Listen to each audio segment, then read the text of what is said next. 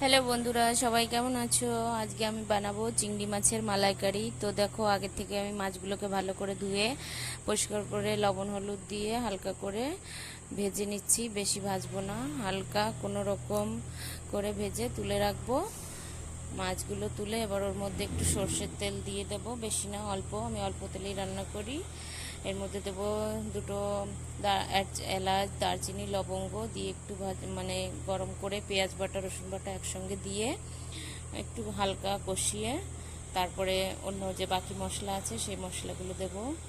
জিরে গুঁড়ো, ধনে গুঁড়ো আর লঙ্কা গুঁড়ো, একটু লবণ, পরিমাণ মতো হলুদ সব দিয়ে একটুখানি দুধ দিয়ে আর একটুখানি কষিয়ে নেবো। দুধটা নারকেলের দুধ, দুধ দিয়ে একটুখানি কষিয়ে কাঁচা গন্ধটা যখন চলে যাবে তারপরে মাছগুলো দিয়ে দেবো।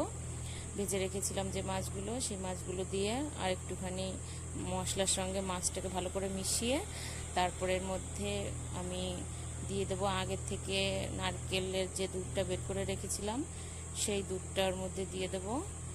তারপর 4 থেকে 5টা কাঁচা লঙ্কা চিড়ে কাঁচা লঙ্কা দিয়ে ঢাকা দিয়ে 10-15 মিনিট যতটুকু রান্না করবে সেই পরিমাণ অনুযায়ী ঢাকা দিয়ে এই যে আমি 10 মিনিট মতো ঢাকা দিয়ে যে আমার হয়ে গেছে রান্না।